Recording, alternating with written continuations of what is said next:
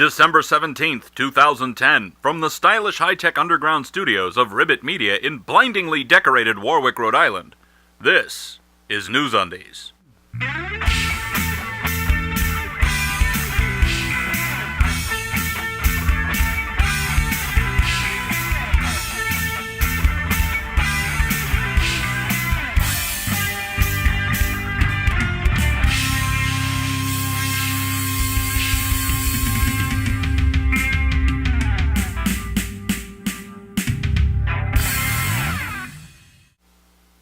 For December 17th, 2010, this is NewsUndies, all the news that shouldn't be news.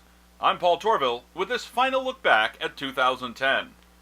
We're here to close out 2010, and since every ending implies a beginning, we're going to start with a look at some of the stories that were jokes in themselves. I'm Paul Torville with these headlines. Navy braces for new wave of tube semen jokes. Olympics continue unabated. Rehab facilitators brace for fight of their lives as Sheen shows up for check-in. Toyota CEO resists powerful urge to point out recent huge Ford and GM recalls. Congress passes largest, most expensive do-nothing bill in history. Al Haig finally no longer in charge. Poland learns important lesson about eggs and baskets. Hopefully. Mike Huckabee tries to appeal to LGBT voters, likening them to incestuous polygamous drug users. Chinese earthquake competes with Icelandic volcano for disaster of the week. 10-year cell phone brain cancer study reveals nothing conclusive. Tobacco industry chuckles from the shadows. BP spill now bigger and more costly than wind farm needed to generate equivalent energy. Leak continues more or less unabated. Fox News declares World Trade Center site sacred, then expresses outrage over planned nearby mosque. Kaboom in Kabul. Yet another pointless bombing, 18 more pointless deaths. UN explains overfishing could solve itself by 2050. Butter Jesus insurance claims denied as act of God. Louisiana lawmakers to citizens pray to stop oil. Vast mineral deposits found in Afghanistan. Thank goodness colonialism is dead. McChrystal shoots self in foot while standing on Obama's foot. Vuvuzela advocacy reaches new low. BP searches for a way to patriotically spin the oil disaster in time for the 4th of July. Kagan confirmed. Conservatives consternated. Ted Stevens dies. So much for the bridge to the series of tubes. Quail, like father, like son, smart as a potato. Obama concurs with First Amendment. Fox News throws a rod. Press Secretary Robert Gibbs steps in. It. Hard. Spectacular Colombian plane crash. Local governor and family of deceased disagree over miraculousness. War reporting from Christopher Hitchens. Deathbed conversion? Quote, not while I'm lucid. End quote. Gibson fails to drunkenly rant against Jews following crash. Family fans concerned. Gay marriage in California? Yes, no, yes, no, yes, psych, no. And finally, and I do mean finally, we all saw this coming, didn't we? Here are 6 closing stories from among the most watched NewsUndies shows of the year. And finally, and I do mean finally, we all saw this coming, didn't we? It was recently announced by U.S. Secretary of Defense Robert Gates that as of September 1st, 2010, Operation Iraqi Freedom will be no more. It's over, folks. Yes, the life of that name is over. It's being replaced with the perfectly Orwellian Newspeak name, Operation New Dawn. That's right, the undeclared elective war in Iraq, which has now gone on for nearly 7 years, has taken by some estimates as many as 1.5 million lives, and is projected by some estimates to cost the U.S. taxpayers nearly $2 trillion when it's all over, gets a second chance at public support, just like General Motors. Thank goodness for that!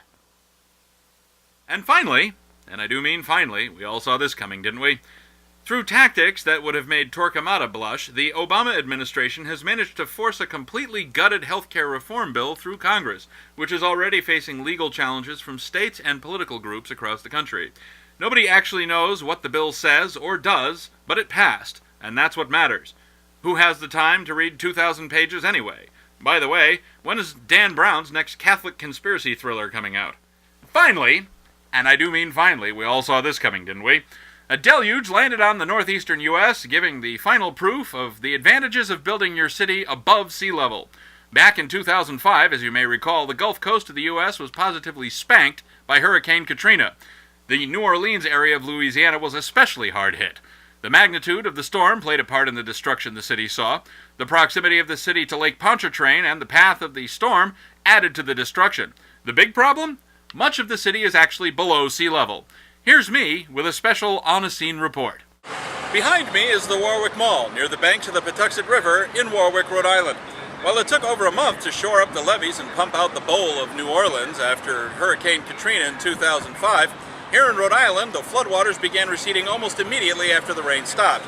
And while some areas experienced elevated water tables, which impeded drainage of excess water, with the exception of basements and similar artificially low-lying water-collecting sites, the drainage has proceeded largely via gravity rather than pumps. Standing in front of a federal disaster area for some reason, I'm Paul Torville for NewsUndies. Thanks, me. Finally, and I do mean finally, we all saw this coming, didn't we? Bacon-flavored baby formula is coming. J&D's, the same company which brought us bacon-flavored salt, bacon-flavored popcorn, and the inexcusable affront to any notion of health, Bacon-A's, is now moving in for the kill, so to speak, taking on the strategy of the Catholic Church, get them while they're young. Yes, it's not enough that we feed our children sugar-encrusted carbo-speed spaz flakes and something that could only be described as macaroni and salty yellow snot for the first 15 years or so of their lifetime with teeth. Now we're further entrenching the tendency toward obesity, type 2 diabetes, and heart disease by setting kids up with an insatiable hunger for salt and fat, essentially from the moment they pop out of the womb. And here I thought that with so many people getting on the recycled organic Sissel welcome mat diet, the medical profession would be going the way of the blacksmith. Just so you know, there's nothing at all right about this product. The container features a cartoon of a piglet sitting on a blanket of bacon, sucking on a bottle full of pink liquid, presumably the bacon baby formula. The piglet is wearing a diaper held in place with a safety pin. The placement and orientation of the safety pin might lead someone to mistake it for something else. Something more, Freudian. And in case all that escaped your notice, there's a big banner on the package which proclaims, quote, 4 nutritious servings of bacon in every scoop, end quote. Thank goodness for that. And finally, and I do mean finally, we all saw this coming, didn't we? Jimmy Dean, country singer, TV personality, sausage magnate, has died at the age of 81. Dean, a small-town high school dropout from Texas who, in his later years, had taken on the manner and appearance of a doddering cross between James Whitmore and Pat Robertson, is perhaps best remembered for his firing of iconic country and bluegrass guitarist Roy Clark for chronic tardiness. That and sausage. Lots of sausage. And finally, and I do mean finally, we all saw this coming, didn't we? A bill before the California legislature could finally push the state far off the continental shelf of rationalia and well on its way to the densely populated island of ridiculia. Get this. State Senator Curran Price is advocating a bill that would change vehicle license plates from the current simple, cheap stamped aluminum to what amounts to a license plate-sized flat-screen TV which displays the registration number of the vehicle when it's moving, but can show ads when the vehicle is stopped. The thinking is that the ad revenue will more than pay for the cost of the plates, and may help with the state's nearly $20 billion budget shortfall. Right. I suppose help is a relative term. Well, that's all for this edition of NewsUndies. NewsUndies will be taking some time off to enjoy the holidays and get ready for the 2011 season. We'll be back on Friday, January 7th, with fresh undies. If you see news that shouldn't be news, email your story tips to undies@newsundies.com. Thanks for watching. Until next time, I'm Paul Torville. After that, I might be on the couch falling into a turkey coma.